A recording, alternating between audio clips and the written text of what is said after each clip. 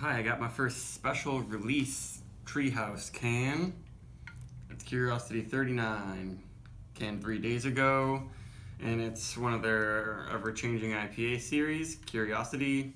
You can't really see the label on it, but it's all different ones with silhouettes of a man and a woman enjoying their time together. This one's kind of cool, but it's 8% alcohol. This one's a double IPA brewed with Big Secret, Citra, and Simcoe hops. I don't tell you much else about it. It's that pillowy light body, blah blah blah.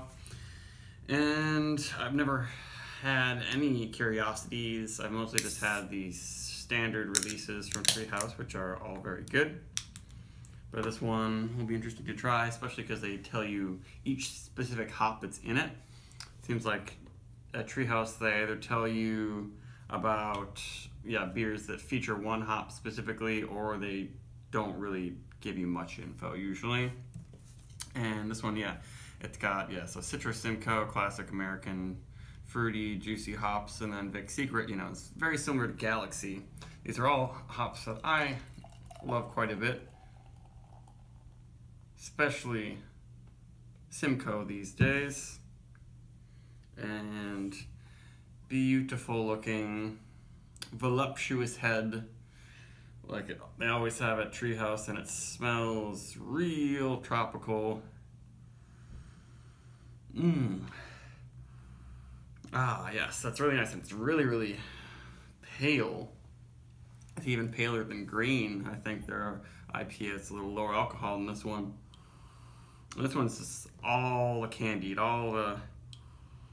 and tropical fruits. It's got that canned tropical fruit, but also fresh, ripe, just cut peaches, pineapple, really, really peachy, very ripe apricot aromas. It doesn't have that fresh barley aroma that I get from a lot of Treehouse beers, and the head is just looking super beautiful. It's gonna stick on there the whole time.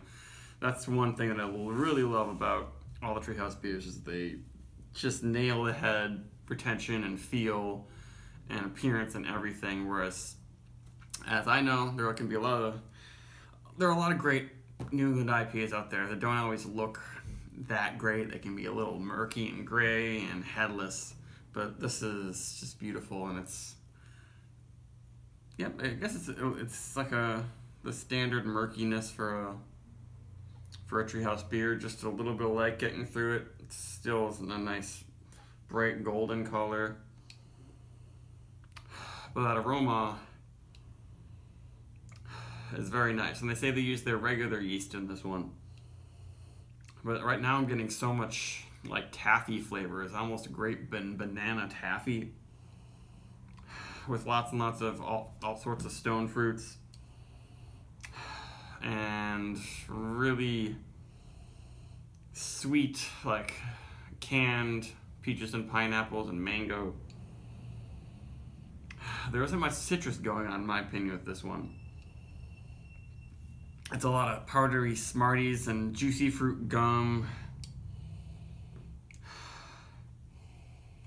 Yeah, it smells very candy-like, very sweet, not green, not dank,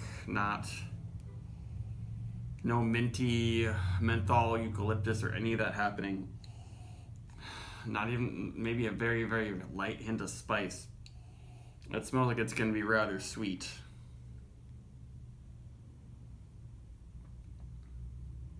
Now, very soft but light bodied, so it's not super pillowy.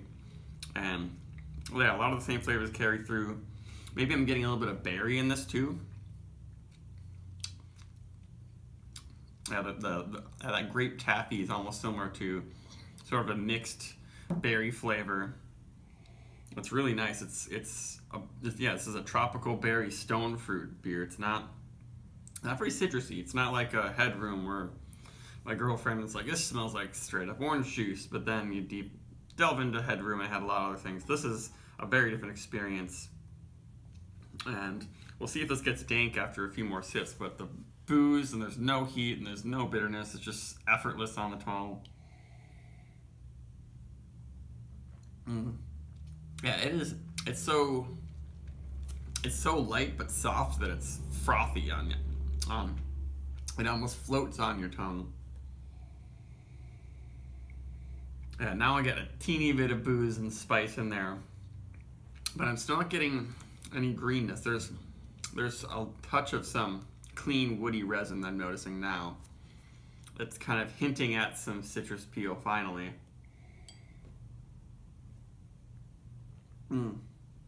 But the feel and the finish on this beer is just perfect, like the most pleasant thing possible.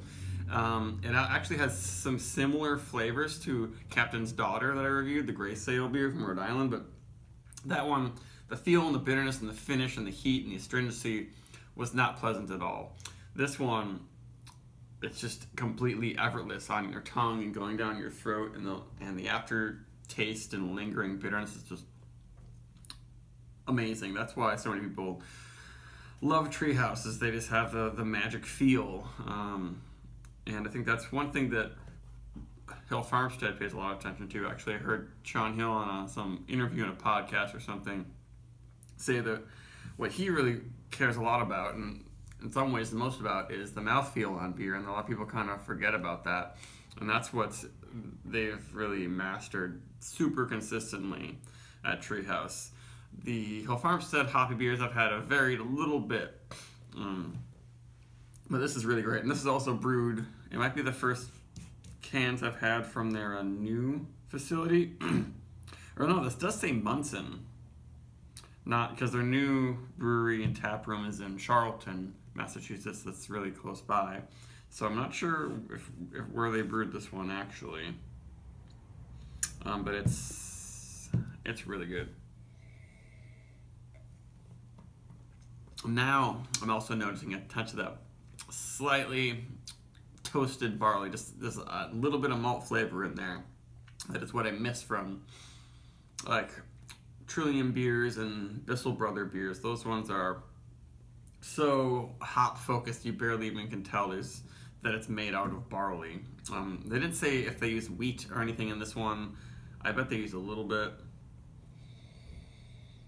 So in terms of the overall impact, this one is not a smack to your palate. It has a really nice big aroma, but it doesn't just overfill your face with the hoppiness like as if you chewed on a hop pellet, which is what some people want from their beers, especially double IPAs. But I think this is the perfect beer to start a day with, because I had Headroom as my first beer of the day in the afternoon. I was like, this is too much.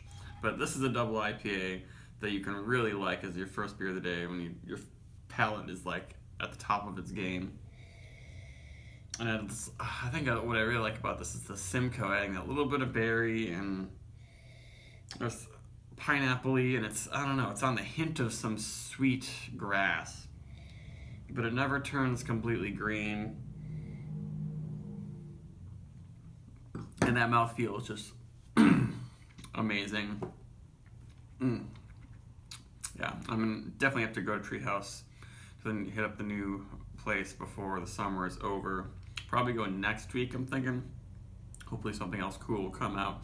But this is really good. I would do this, yeah, 92, some hot, pretty high rating, just because I guess that's what a lot of Treehouse beers have. They have this nice fluffy, soft feel, but I guess Doppelganger is a little bit more intense. That one's a little bit murkier too. But I like that they did a double IPA at 8% that was just effortlessly light, like this one is, and just full of just pure fruit and candy flavors. This is, yeah, kind of my favorite thing. It reminds me a little bit of Finback. I think Finback is going for a style a little bit like this, the super soft, very low bitterness. Yeah, and the aroma, it's just every pale tropical and stone fruit. Yeah, that's very nice beer. I would say this is worth trading Headroom for, or anything you got. It doesn't have wildly crazy ratings. It's just under 5 on Untappd. But I am a huge fan. I would give it a higher rating for sure. That's it. Goodbye.